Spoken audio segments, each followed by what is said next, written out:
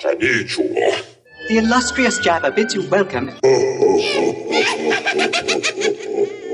I'm going to regret this. I'm Pete Mitchell. He's Peyton Jones. And this is the Church Planter Podcast, brought to you by Church Planter Magazine.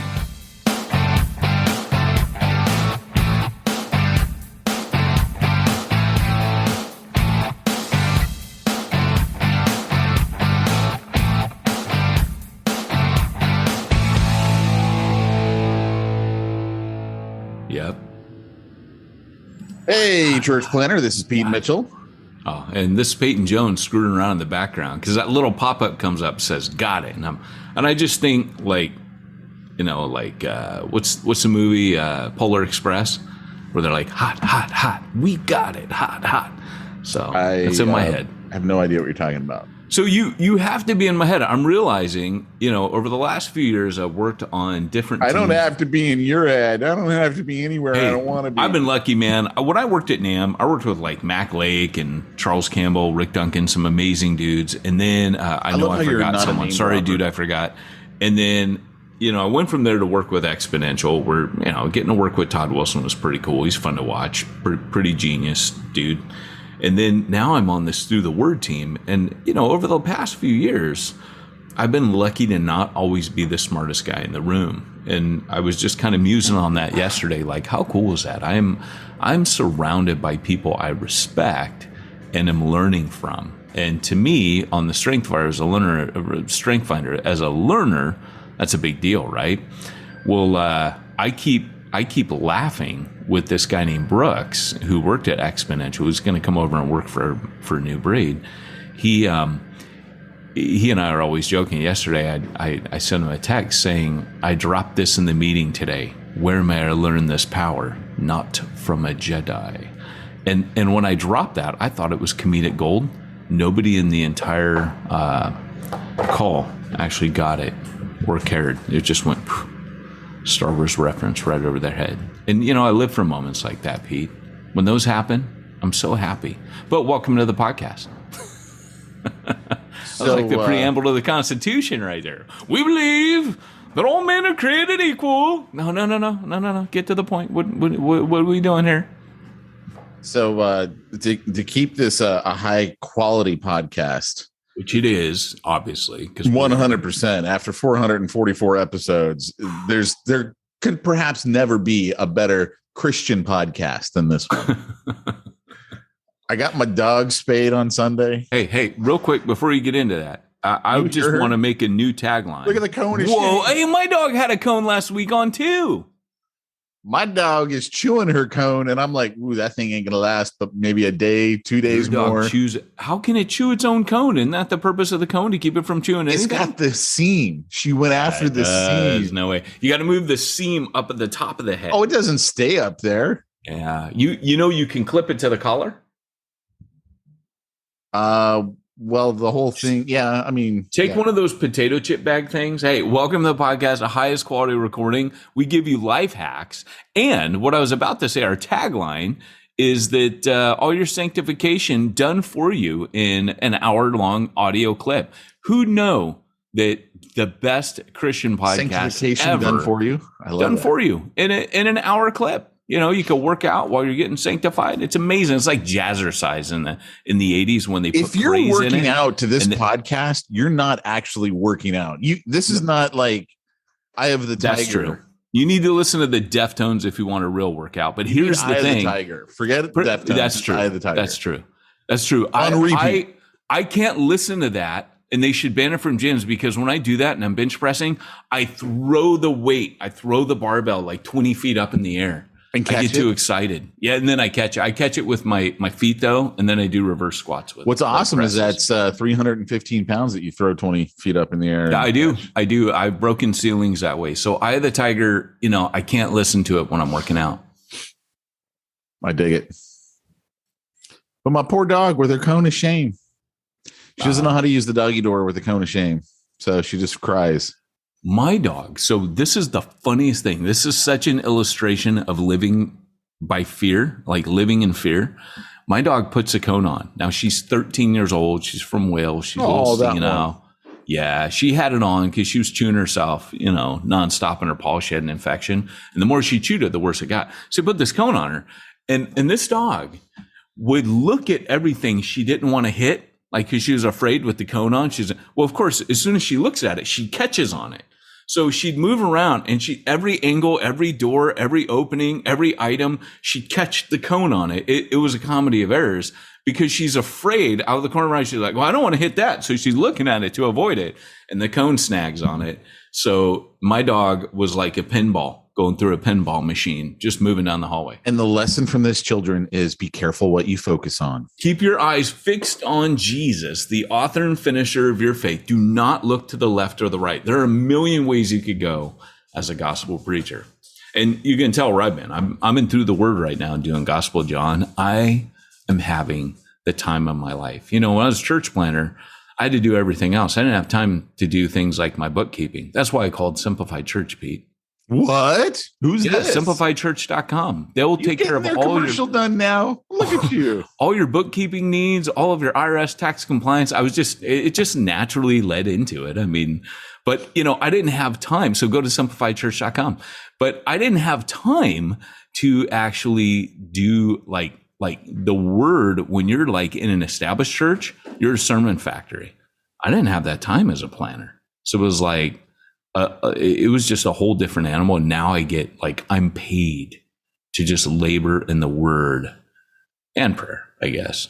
But man, everything feels so different to me right now. I'm in it, and it's right. It's right. I'll get into that later. But my parents really like your church plantology book because they're buying copies for pastors and giving them out. It is a fine book, Pete Mitchell. It is a fine book. What I loved is they're like, you remember Mark Mitchell? He's a pastor at CPC. Well, he's retiring, so we're giving him the book. So I guess they're basically telling people, hey, now that you're out of church, why don't you go plant one? Nice. See, I love the way your parents think, dude. That's so rad. Because your dad was like this planner, he was bivocational. He is your client, right? For the Bible. He was bivocational. Yeah. Yeah. He was bivocational back when it wasn't cool to be bivocational. Yeah. When other pastors, it was probably seen as it was seen probably as like a failure. Oh, what do you mean you're bivocational? Back in the day, that was kind of how it was. When you and I started this, it was still seen that way. 8 years ago, when you and I started, talking, 8 years ago, it was still seen as, and over the last few years, you can't get a real church. You can't get a real someone to hire you. Yeah. Yeah. We were given apologetics for it when we first started this. And now it is considered, those are the people to watch. Those are the people to invest. But only in certain communities. The communities, the circles that you and I travel in, it is missional circles. Yeah. But when you're talking about old school, church denominations, it's still not seen that way. That's true. Well, I haven't stabbed myself in the leg. I haven't really done anything of note. I love that you took out your own sutures. I did. And I was laying in bed that night. Oh, look at that. Missed one. Gotcha. I don't know what my dog is doing. Well, I can't hear. It's not like when our dogs are barking. She's got the ball in her mouth. And the funniest thing is because how in the heck did she do that? When she loses the ball, like it's behind the cone before her feet, she goes crazy because she can't. Where did it go? It disappeared. I feel like quoting John, we're going to need a bigger cone. That cone's too small. If your dog can pick up a ball with that cone, the cone's too small. Did you ever see Spaceballs? I've never seen that. Really? I've never. Put it up there with Commando. Put it up there with. Oh wait, no, I did see Commando. No, what's the one I didn't see with the? Is it Commando? Predator. I actually rewatched Predator the other day because it's on without me. It's on Amazon or Prime or whatever it is. Oh, is it? Yeah. I'm gonna watch it with Andrea because Andrea loves it. She's like, I can't believe you haven't seen that. What? Andrea loves Predator. And you've never seen it? And I've never seen it. Yeah, I see. I don't know what to say because you and I are so different on our No. That's not. I don't know. No, I'm shocked at myself for never having seen that. You have to understand. I saw every other Arnold movie. I just never got around to that one. It's weird. All my friends were into it. And I don't remember Total Recall with Arnold. Of course. Love that movie. Like, I probably saw that 3 times in the weeks.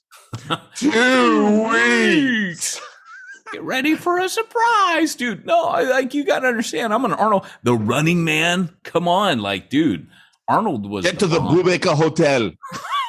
Hi, I'm Johnny Cab. Dude, that movie was well. No, that movie was a bit weird when they went underground. That movie was not good. Mutants, it was just like it's not good.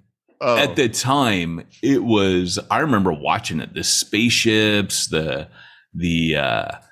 was pretty cool. Man, that scene at the end though, where their claymation eyeballs roll out, like that's pretty weird. Yeah. Even by 80s standards, you're like, dude, those are like claymation eyes. What's up with that? It's clearly a model. Yeah, that was a funny movie. I'm trying to think of what. Oh, so dude, I do have to say this. So we have to talk movies. So I saw Snake Eyes. Oh, good. What'd you think? I was impressed. Didn't you kind of think, wait, who's Snake Eyes? Like, because he was like not the good guy through most of the movie. I was a little bummed at that, but I'm like, and the other guy was the good guy, and I was like, what?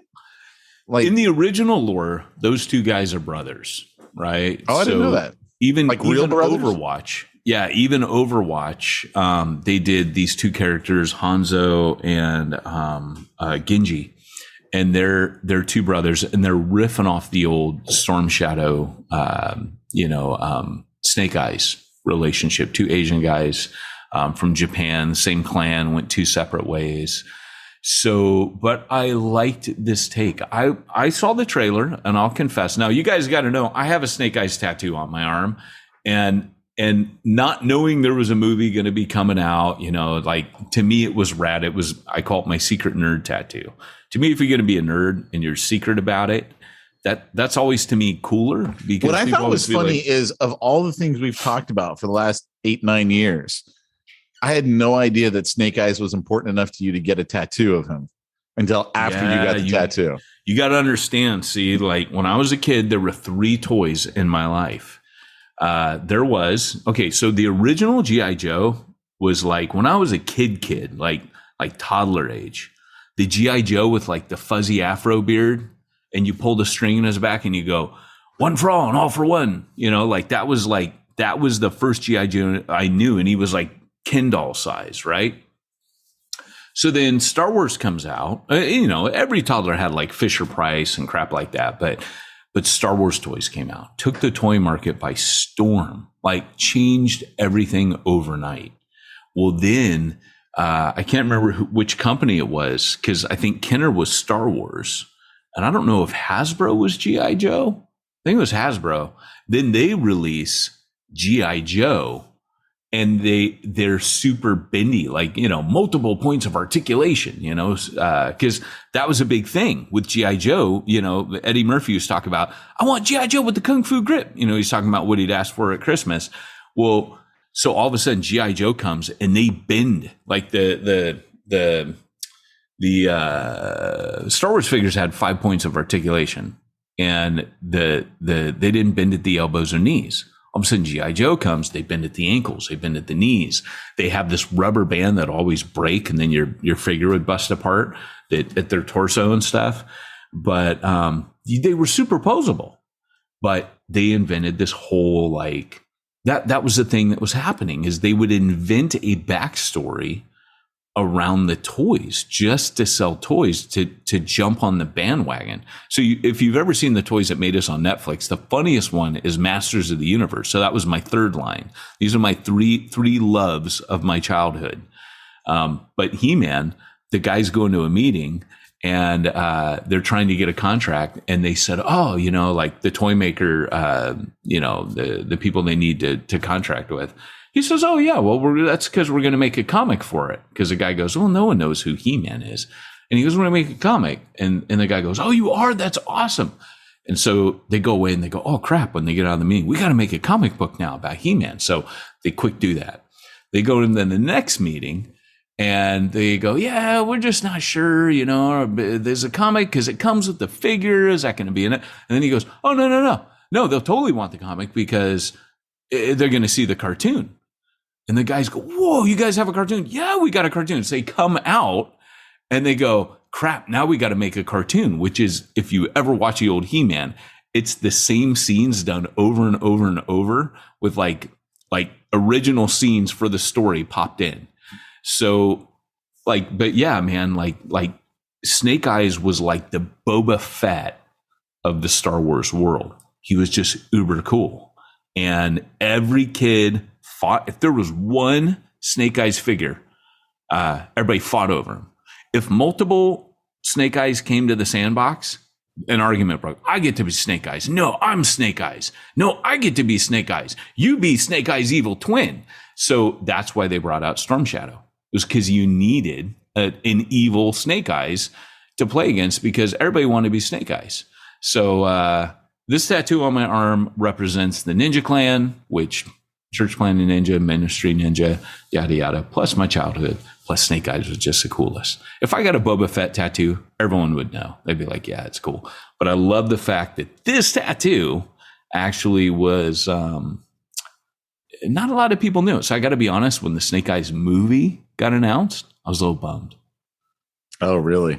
I was a little like, I liked it being obscure. Just a nod to my childhood. Now that there's a movie, but I don't think anybody's seen that movie. I don't think that movie does well. So I saw it.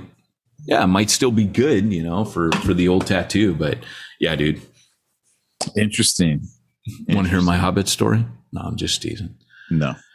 So did you hear that the rumor is after season 3 of The Mandalorian, it's canceled.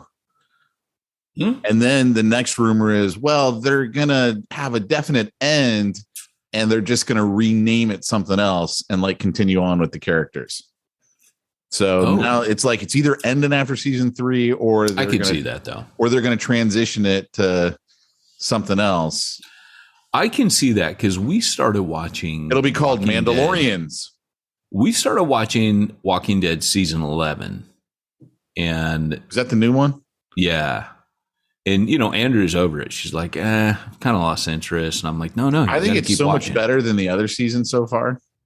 Dude, I'll tell you this. I liked last season. Andrew hated it, and I loved it. I thought it was fantastic. Even remember last season. When they met that crazy chick, I was like, okay, the show just got good. She's rad. She's my favorite character. Princess. So, yeah, she's the best. So, Mandalorian, I could see them stitching it up, I don't think they need to keep it going. I think sometimes you have a good show. Like I just watched the end of Clone Wars last season. Have you seen that? Yes. Amazing artwork. We're watching The Bad Batch, and I think we're halfway through it. I'm bored of that. Yeah. I find that boring. Yeah, but I do got to say, and I got bored partway through the Clone Wars. And we've been watching Turner and Hooch every Friday when a new episode comes out. Oh, yeah. Nice. Yeah. Nice.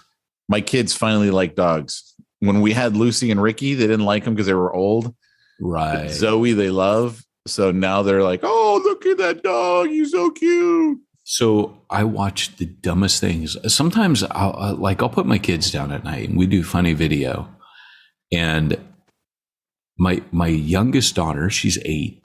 She likes, I can't even remember his name, like Topi or something. It's like this little Welsh corgi. And it's like The Garden Party was the one we watched the other night, where she's wearing a little hat. She's stealing apples out of an orchard. And it's just these people going around filming their dogs doing stupid things. And I'm literally stupider for watching these. Like they're so bad. And it is pure love that I'm about to make a really terrible biblical comparison that's almost blasphemous for me to make, so I won't make it. But it is pure love that causes me to put one foot in front of the other. I literally just have to just endure through these dumb videos. Have you seen Billy Madison? Yeah. See, you reminded me of that line at the end when he gives the book report on the little puppy that could, or something like that. And he goes, at no point in your rambling, incoherent dialogue, did you have anything of value to say? May God have mercy on your soul. I think I was just right there. I was getting lost in my own head. And Billy Madison's like, a simple wrong would have done. That's rad. That's so rad. Oh my gosh. Yeah. Anyway. You'd be happy to know I work with a guy where that is his favorite film. Well, and Joe Dirt. Well, going back to Spaceballs, the reason why I was asking that in high school, in high school, one of my buddies and I think we were working on a science project. We must have seen that movie 50, 60 times, but we saw the television version of it because we recorded it, back in the VHS days. We recorded it, and the TV version to me was funnier than the real version because they edited out all the profanity. Yeah. And it just made it so stinking funny. And John Candy's in it, right? Yeah. And his name is Chewbacca. Well, his name is Barf. Yeah. And he's like, what's your full name? Bartholomew. It's just like stuff like that. Just comedic gold. Oh my gosh. It's absolutely hilarious. I need to see that. I thought he had the Schwartz. He got the upside. I got the downside. There's two sides to every Schwartz. It's just gosh, stuff like that. It's just a hilarious movie, man. I remember the stormtroopers come in the sand. That was pretty funny. Yes, they cut out the profanity when they got to the. I figured. Yeah, but it's a funny movie, man. It's really funny. Yeah, I need to watch it. He was too late with it. Mel Brooks. He should have done it. Probably 10 years earlier. Closer to when Star Wars actually came out. I mean, it was too late, but still, it was funny. Yeah. Interesting. Yeah, I wonder how he got away with doing that without getting sued. Was it the same studio, do you think? I don't know. Do you think? I mean, maybe. Was it? It was clearly changed enough. Yeah. As Rick Moranis as the short Darth Vader, that's pretty funny. Because when I'm watching the Clone Wars, or there's a scene where they're looking on the radar in their version of the Star Destroyer, and all of a sudden he's like, "What is that?" And he takes his finger across the screen. And he's like, "We've been jammed." It was like they launched a big bottle of jam on the radar. No way. There's only one person who'd have the nerve. It's a movie of dad jokes. Oh, it was such a great movie. I love it. Wow, weren't we talking about Top Secret? Because Andrea saw a clip of Top Secret. It's been a long time since I've seen Top Secret. We watched the Val Kilmer thing that's on I couldn't, Amazon. Man. I started it and I was like, I can't watch it because I remember him as Iceman, and it's not Iceman anymore. I can't do it. It's a good movie. They start off and they kind of portray him as really weird and eccentric. And granted, he is a little weird and eccentric. But they the way they mix it at the beginning is kind of to grab your attention. He's actually more down to earth than what they originally, it was a good movie, but they show a scene from Top Secret and Andrew's like, what is that? And I'm like, she's never seen Top Secret, right? I told her that movie was the best. Like, it was so good. We as kids, there was a couple movies like that. There was that one, Johnny Dangerously, and then Naked Gun came out when I was in high school. And I couldn't see Naked Gun because it had the word naked in the title. Of course you couldn't. Yeah, no, there was more than just that in it. That one I've hardly ever seen. Like I'm sure I've seen it, but it wasn't like one I repeated over and over again. Yeah. Yeah, I saw that with kids at my youth group and realized at a certain point, like we were all in the youth group together, we're like, okay, this is probably a mistake, Dude, when I was at Biola, we had a karaoke night, and I don't even know why we had karaoke night, but we did. So we're all in the student union, and someone decides that they're going to do karaoke of Baby Got Back. You don't realize how bad that song is until you're singing it in front of a room full of Christians, and you're like, "This is why youth need youth pastors." They literally were like, "We're going to stop the song right here," because you don't realize how bad it is. Because it was, Sir Mix-a-Lot. Anyway, that's pretty funny. But yeah, no one realized it until we're like, wow, man, that's remember when we did the Bible Inner Circle, and there would be these like epic rap and hip hop conversations that would pop off in there. Those were the best, dude. Somebody, I think it was Cam Barber. Is that his name? Yeah, I think he was the one that like went off and did Ice Ice Baby, like the whole thing. Are you serious? He was a new breeder. Actually, he was one of the first new breeders. Funny enough, in America. Yeah. Yeah, so I didn't tell you this, but before we get into our topic, new breed, we're actually changing quite a bit. We're going to stop being... You talked about it on the last podcast. See, I don't know who I talked to about what. I talk so much smack, Pete, not just on the podcast. You need to start taking some of that stuff that Don Stoner was saying that helps your memory, because let me tell you, green tea is going. Yeah, the green tea stuff. I'm telling you, brother, I do need something. I'm feeling it. Ever since I had COVID, man, I have not been the same. I will tell you that. That's actually some of the long-lasting effects of COVID. Yeah. Yeah, it was no joke. Like when I got it, my mental capacity changed. My early morning energy changed. Yeah. Like all that stuff changed. Now, I will say over time, we say long-lasting. COVID's only been out for 2 years, but the reality is some of it's coming back. I am starting to notice some of the stuff that I've lost is returning.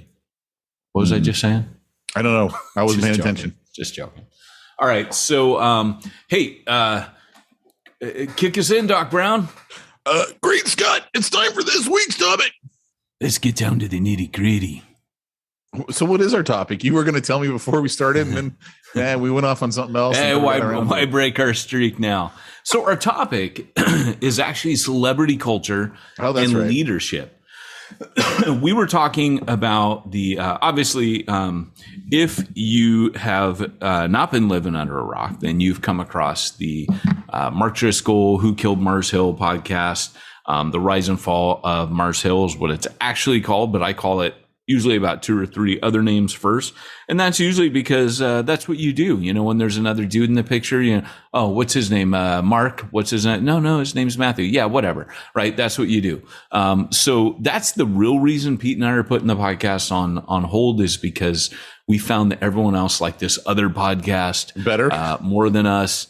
So we just, hey, I just want to go on the record again and say, you're the one putting the podcast on hold. That is true. That is true. So I'm mad. No, I'm teasing. No, but you know, it's been, I've had mixed feelings about that podcast. And on one hand, I think it's one of the best produced things out there. On the other hand, they are raising many, many things that need to be said. And on the other hand, you know, these are all my points. I don't know if I have 3 hands to put them on.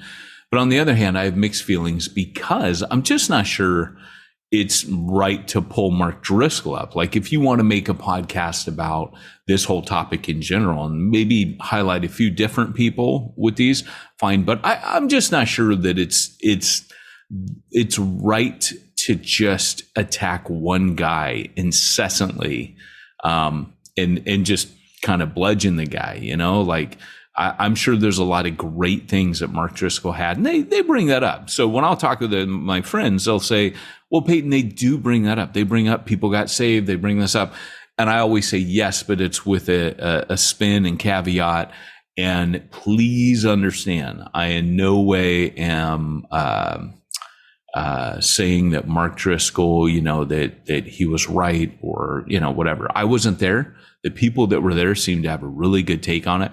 I'm just not sure that, you know, it wasn't kind of dealt with there. And then people say, oh, but he's up to his tricks again in Arizona. Maybe. I mean, some guy came out, some disgruntled employee said something. Maybe. I just, for any of you that have been in leadership, you could find any one of a handful of people that are cheesed off at you. Mark Driscoll was proud and abusive. Okay. He stepped down. He said he was sorry. That's cool. So I don't mind bringing that up. I don't mind using as exhibit A. But we have, you know, maybe just not the whole show on one guy's failure. I just not sure how I feel about that. And more because I'm not sure how Jesus feels about that.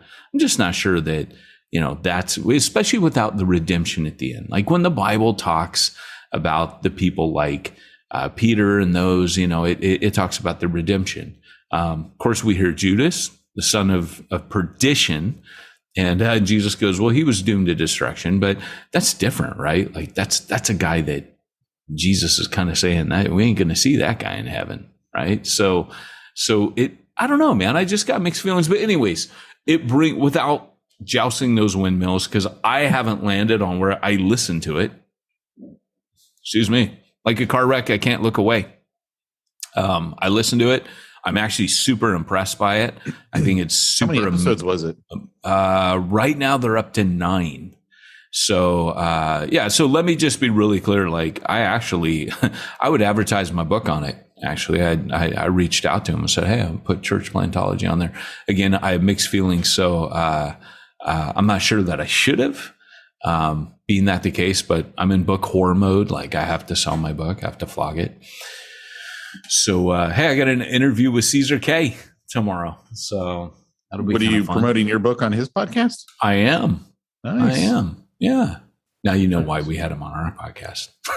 He's not going to like us anymore once Church Planter Podcast is done. He can be like, oh, forget those two. Yeah. Those two jokers. They're out of here. Yeah, but he might come over to my new podcast, right? Are you Church inviting Caesar and not me? No, well, he might come over there. You can come as a guest too. I don't Church want to Plantology podcast. I want to come. So, did you see that comment on Facebook? You mentioned something about comments. I only saw one, and that was from Bill, who once won our comment contest because he has the best comments. And he goes, "Well, if the Church Planter podcast is split in ways and experiencing a breakup, I'm going with Pete." Did he really? Yeah. And I put, Pete and I already talked about this. He's keeping the kids. I'm keeping all the money. Dude, that's so funny. That's what I tell Jamie all the time. If we split up, you're taking the kids. I want the money. You take the kids. That's so bad. Oh my gosh. So bad. But some of the kids might decide they want to come over to my podcast. So that does. No, I got a comment on for my friend from Concealment podcast. We've got a Telegram group because it's uncensored. Unlike we've already been censored on Facebook. Like we can't live stream our podcast or anything anymore. Oh, really? Oh yeah. And so anyway, I don't know who this person is, but someone put in there, I'm sad Church Planter Podcast may be dying, but if I have to choose another podcast to follow for the next 8 years, it'd be the From Concealment podcast. I'm like, yeah. Oh, it's a second person that said well, that. And then I got another one. I got a text from my pastor. He's like, just when I start to listen to the podcast again, you're ending it. I'm like, hey, the catalog is there. Go back. 450 episodes. Let me tell you, you do something 450 times, it might be time for you to try something else. It might be time to experiment a little bit. I don't know. Yeah, step out, mix it up. Go to Who Kills Mart Hills. And I will tell you, Who Killed the Church Planter? That was supposed to be our title. There's the next podcast. Who Killed the Church Planter podcast? Okay. For our last podcast, we need to do that as a documentary. We need to do it like in the style of Who Killed Mars Hill. We need to do, and we'll play clips of ourselves interspersed. Except the problem is that would require work on our part to go get. But I'm hiring an employee. New Breed's hiring an employee, right? I didn't know that. Oh, I'll tell you more about that after the podcast. Oh, nice. Yeah, it's juicy. Okay. You hear who I'm hiring. No, I know who you're hiring. Don't say it out loud. No, but it's who I think it is, right? Yeah.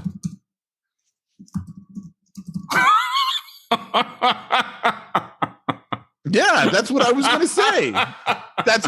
to say. Yeah. You already said that on this podcast. Oh, did I?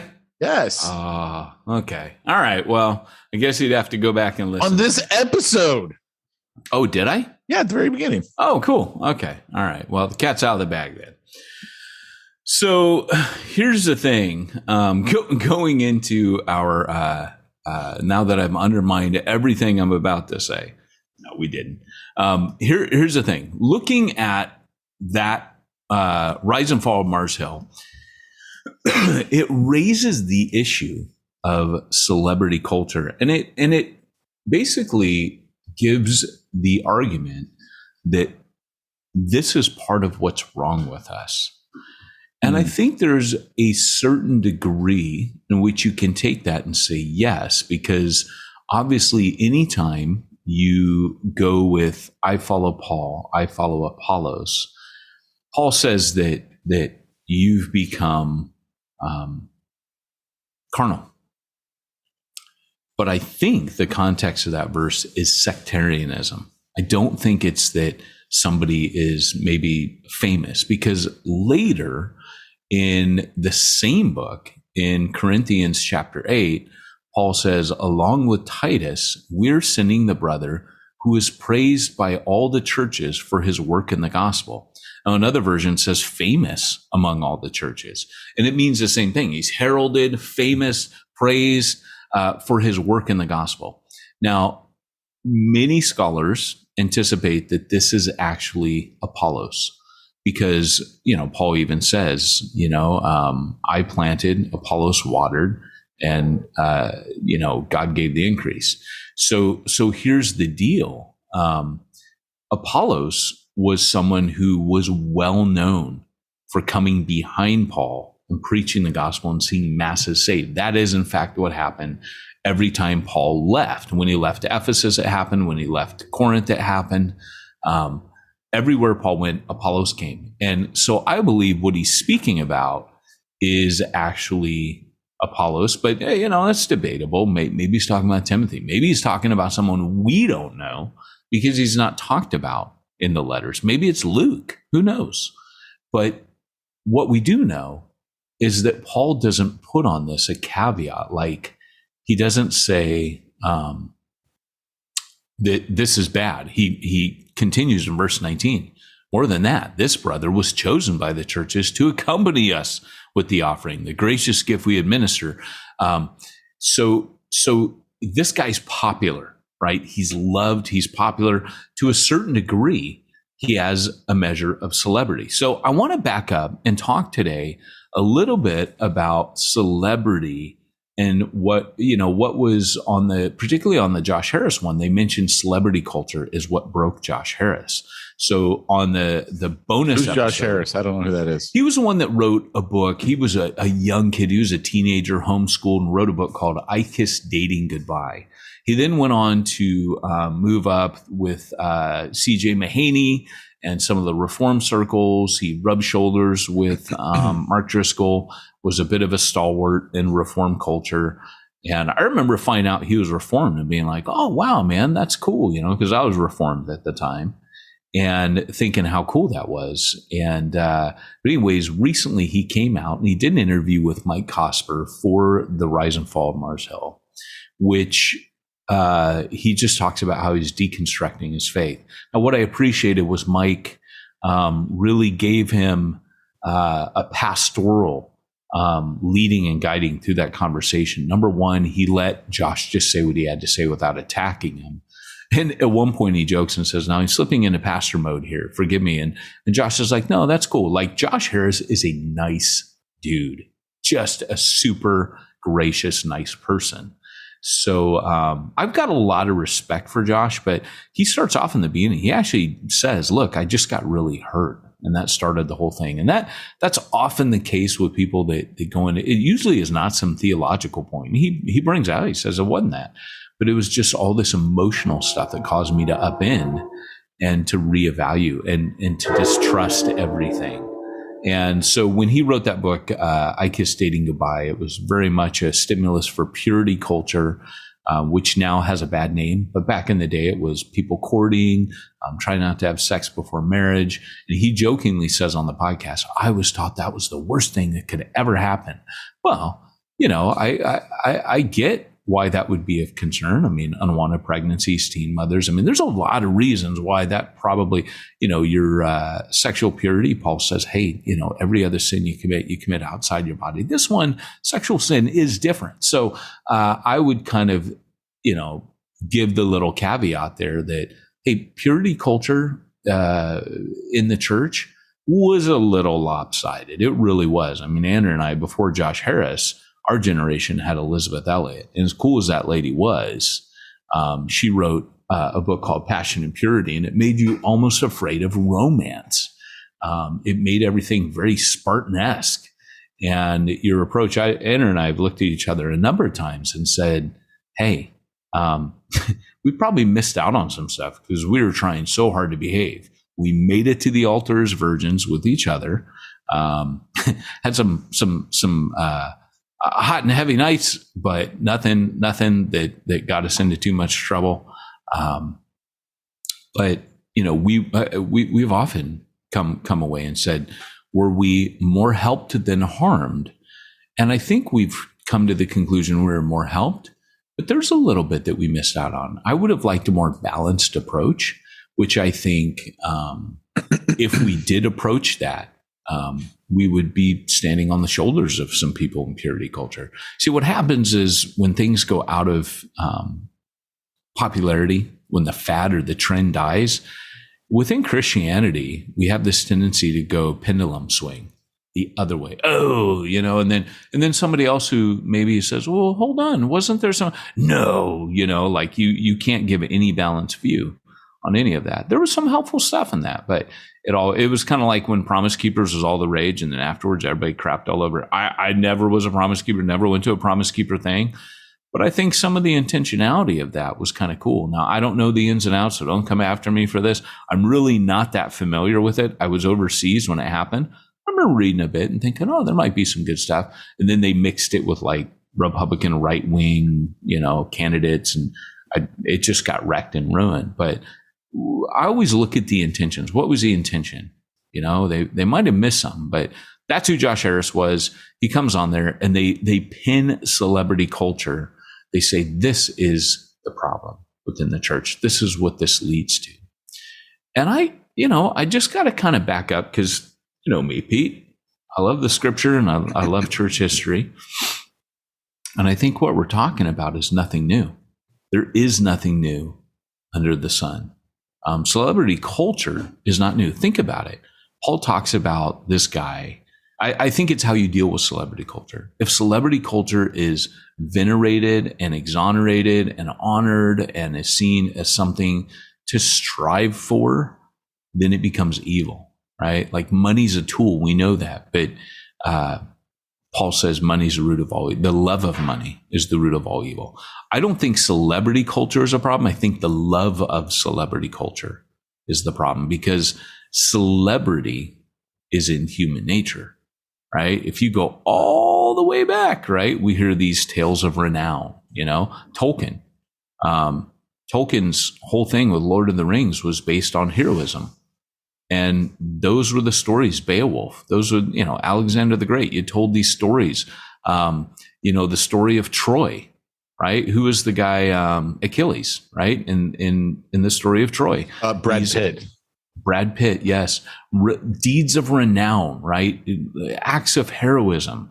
Those are the things that people talk about because they stand out and people become known. Even in the scripture, it talks about men of valor. It talks about David's mighty men became very well known for these things that they did, and these stories got recounted. I don't think there's anything wrong. Yeah. But, David's mighty men were like holy dudes, man. They were the Spirit, and talks about the Spirit come on, I think. Does it? Yeah. Yeah, it talks about the Spirit of God coming on some of these dudes. So like when you have like the things like the judges, even Samson, right? Spirit of God comes on Samson.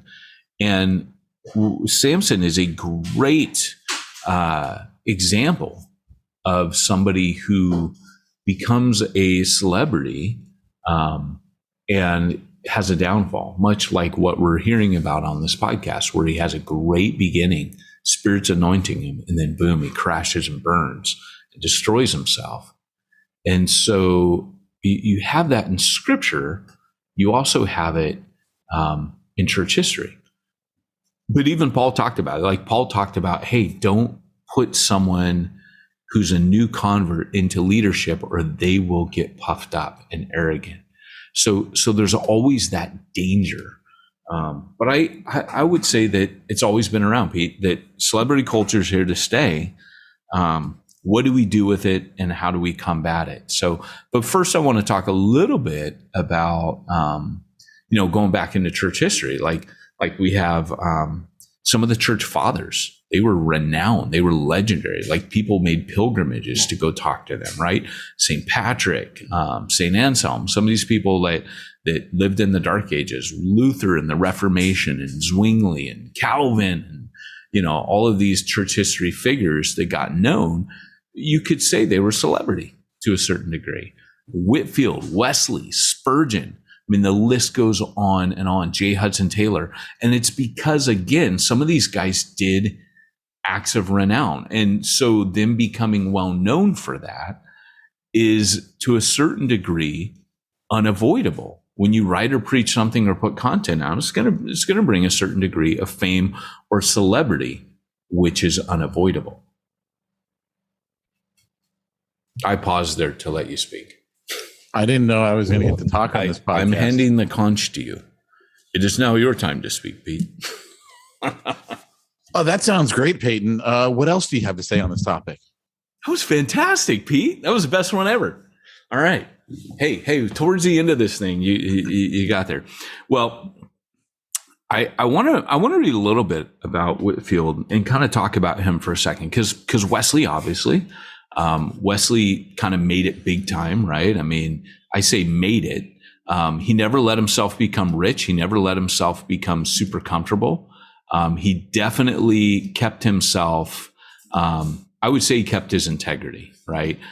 For Wesley, it was less about, what people thought of him and more about what he was doing. He just wanted to get his head down to it. He didn't pay attention to the crowds to a certain degree.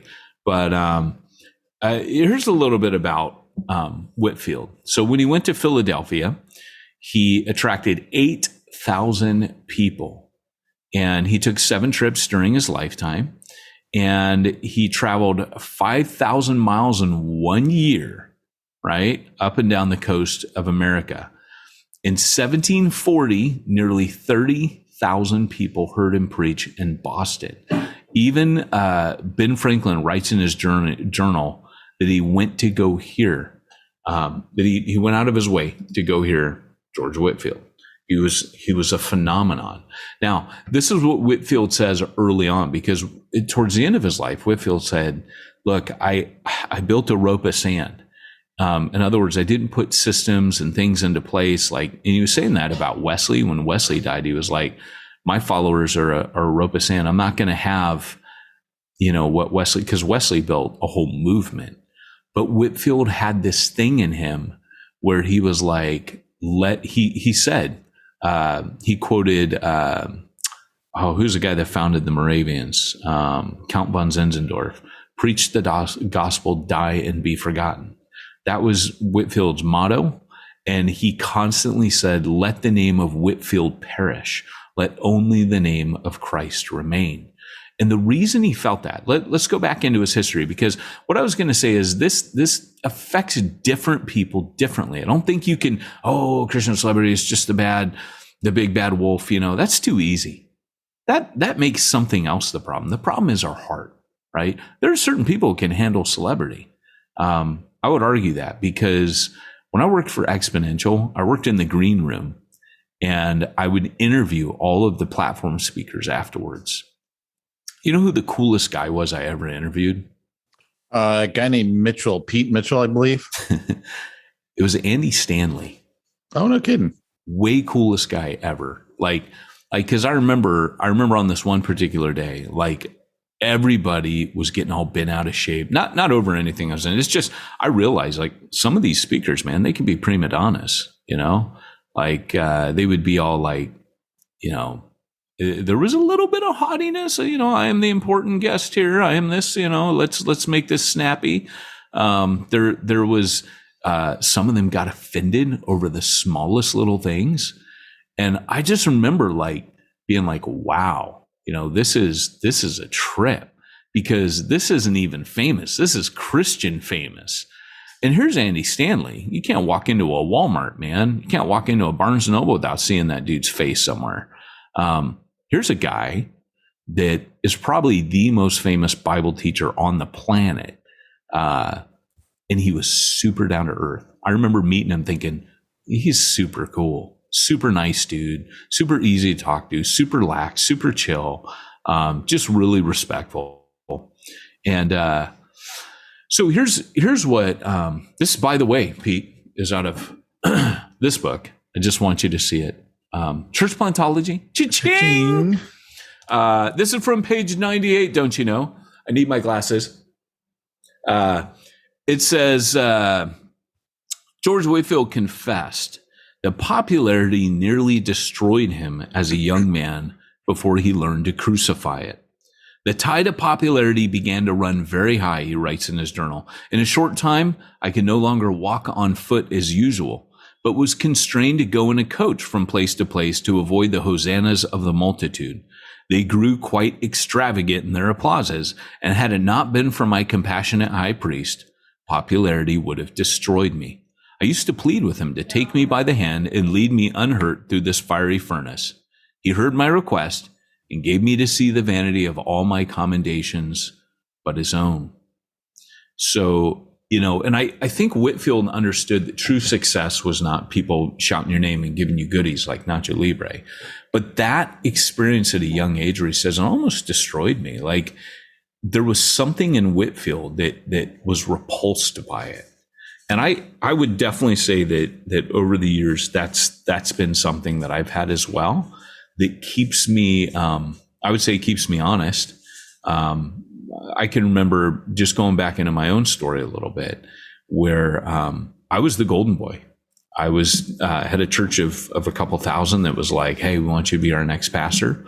Holy Spirit spoke to me on the beach, my honeymoon in Barbados, and was like, you're not the guy. You're going to pull out when you get home. And I was like, okay, like, it was weird because I was a shoo-in to be the pastor of that church. And God had given me this preaching gift that excelled my years, but my wisdom and maturity was not caught up to my gifting.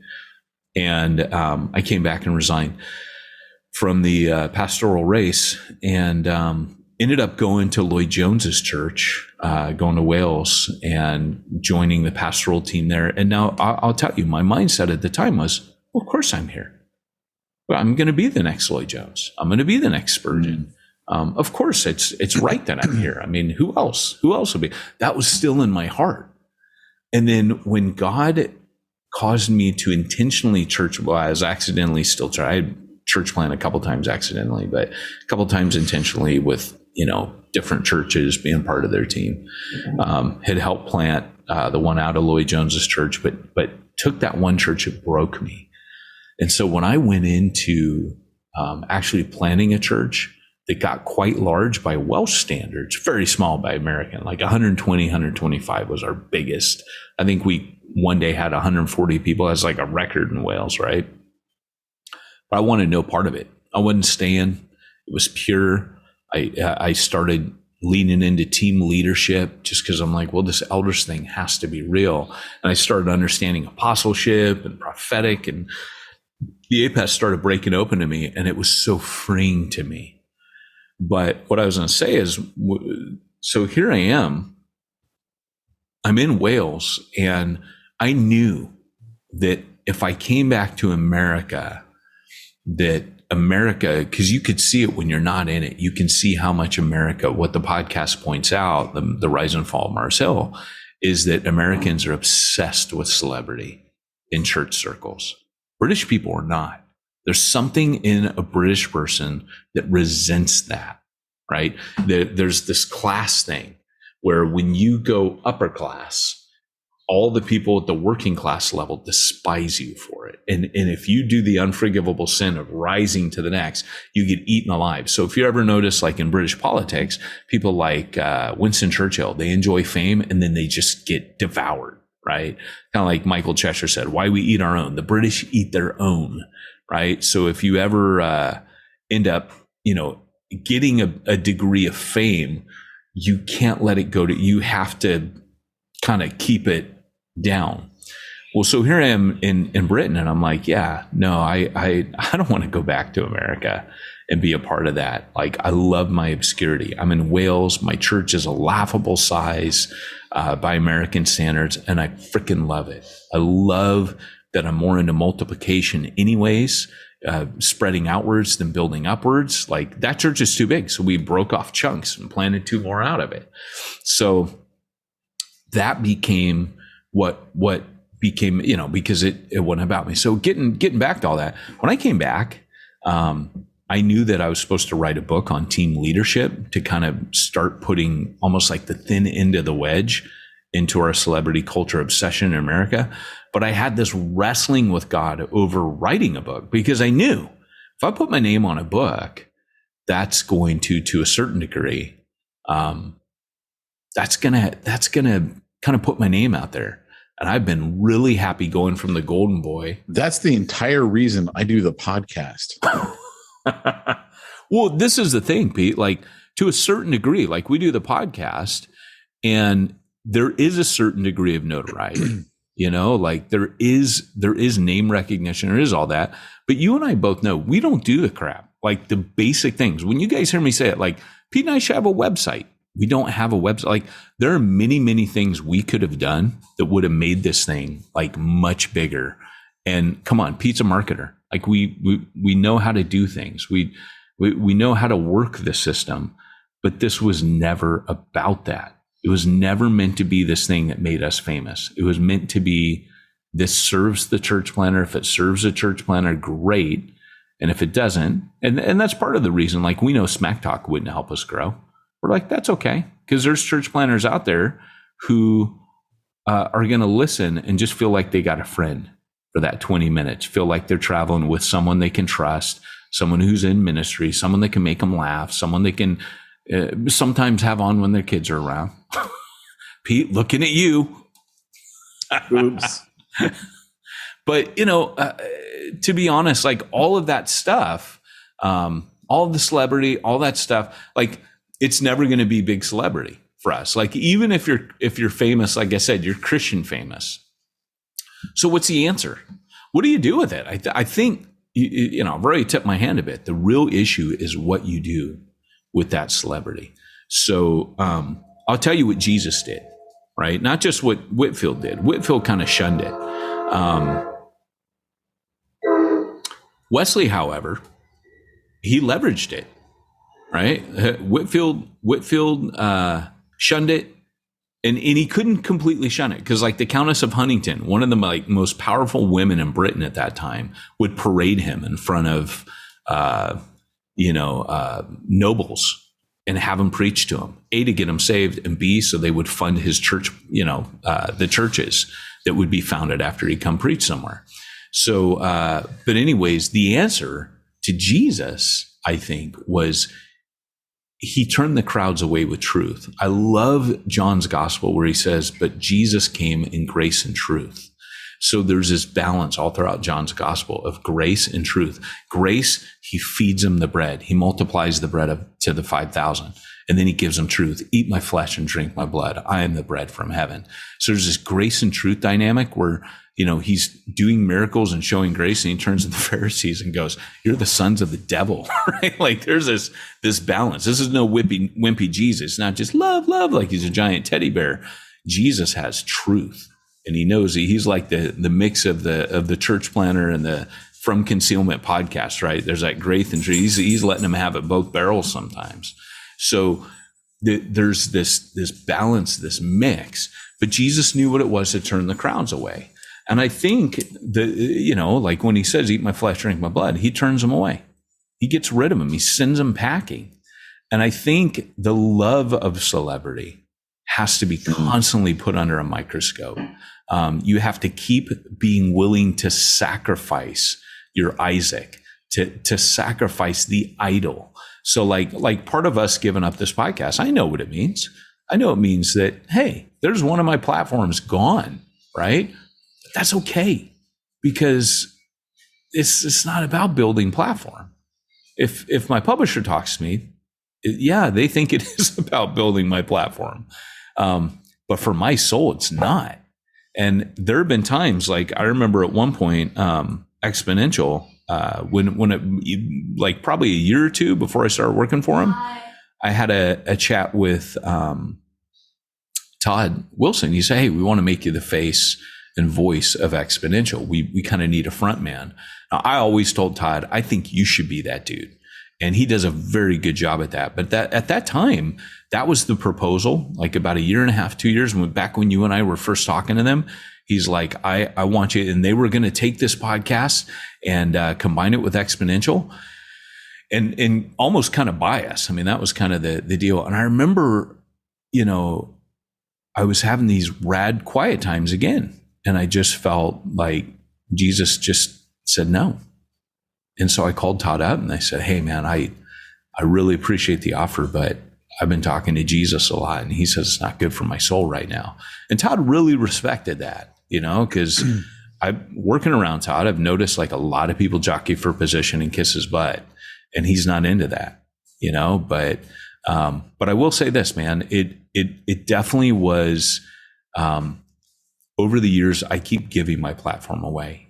Some of you guys won't know this, but the outreach cover that came out with my picture on it, that's the third time they asked. I only said yes this time because I had to flog church plantology. Because, you feel a certain degree of responsibility with your publisher. Like, yeah, okay, like you guys put a lot of money. Like they really championed the book. Like they put a ton of money into it. I remember my agent being a little shocked. Cha-ching, I gotta say cha-ching. He's like, wow, they really believe in you. They really believe in this project. They're really investing in this. This is cool. And so I've been going after podcasts to promote the work, but I actually believe in the work. And so to a certain degree, look, guys, I think there's that proverb that says, do you know a man that is good in his work or skilled in his labor?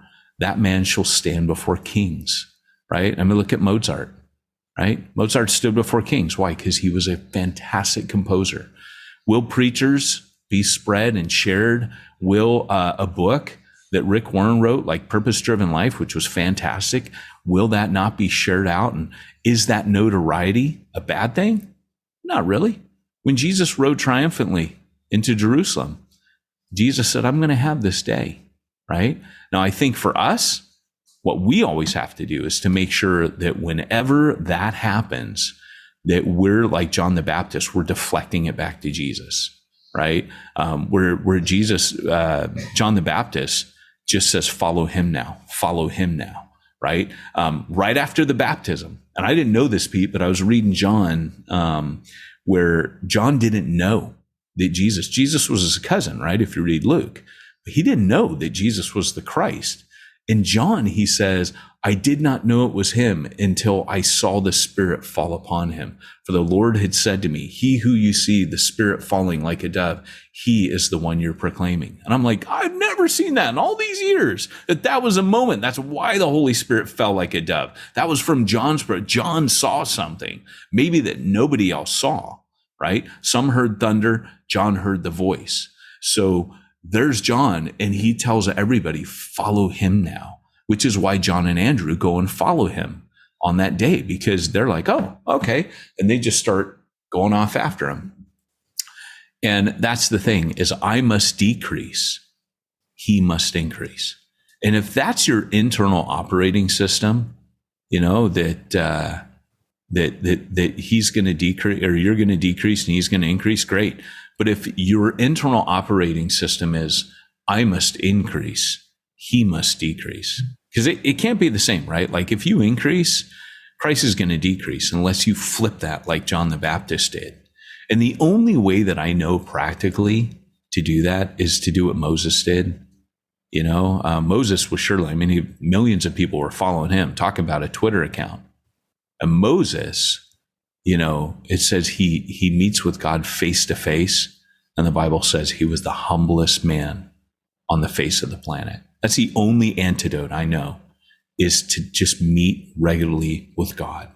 Get in the presence of Jesus. It may sound cliche, but I think you would be amazed at how many leaders don't do that and be able to switch it off. And I'll close with this. Radiohead And I put this in church plantology. Cha-ching.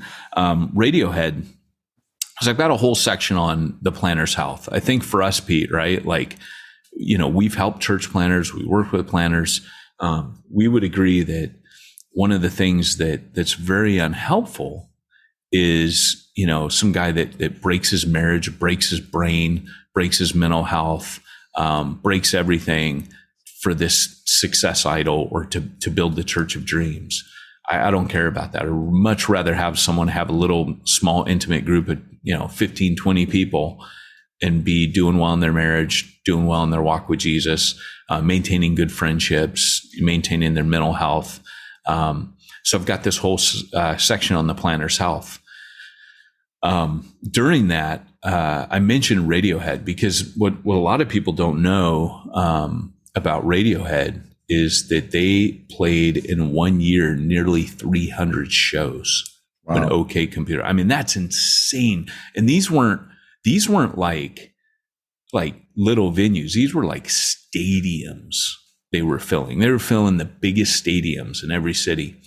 And so if you probably won't know this, but some of our listeners will know that Radiohead's next album after OK Computer had no guitars on it.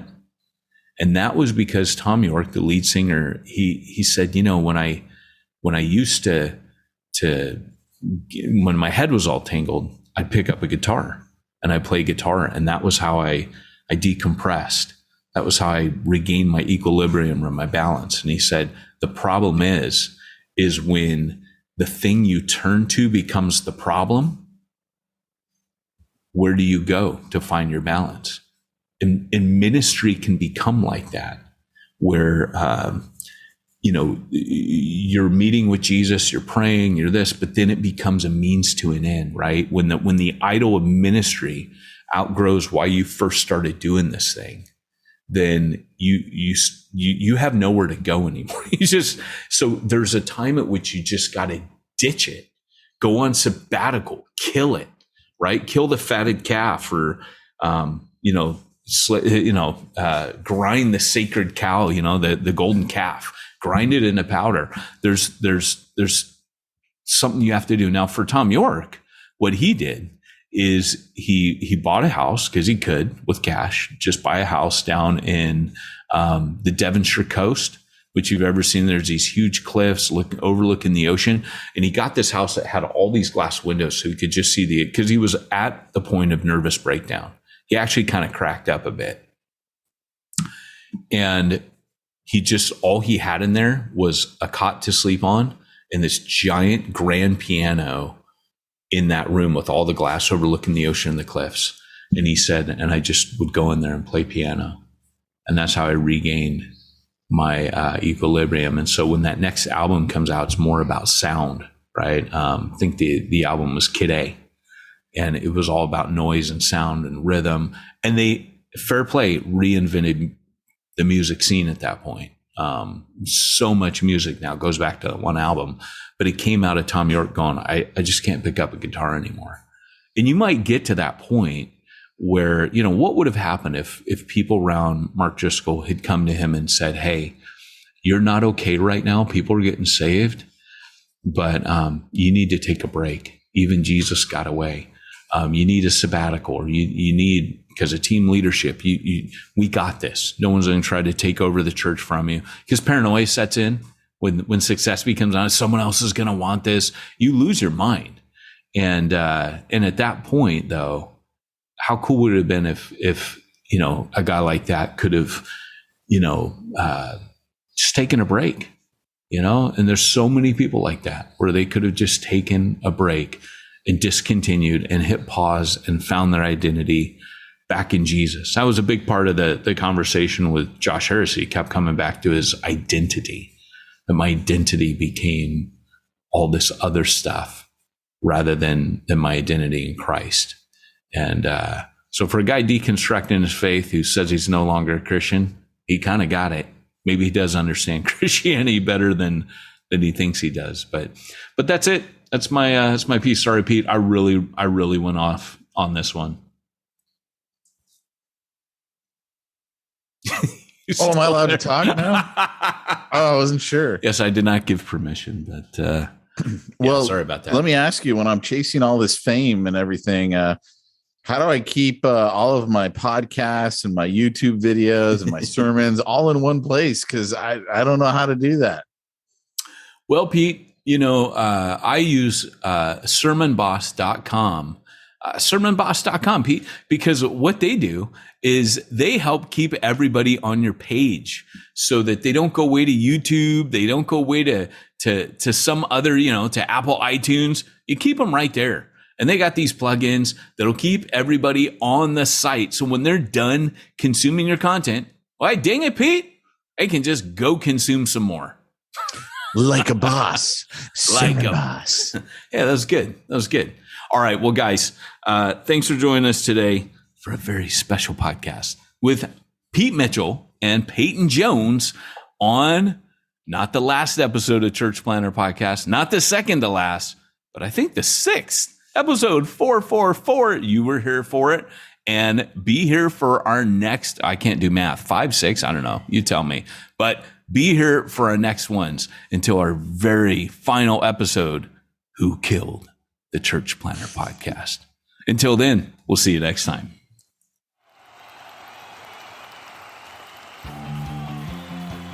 Thanks for joining us for another weekly episode of the Church Planner Podcast with Pete Mitchell and Peyton Jones. We'd love to hear your comments on this episode of the Church Planner Podcast. Visit us online and let us know what you thought at churchplannerpodcast.com. If you subscribe to us via iTunes and have enjoyed the podcast, leave us a positive review.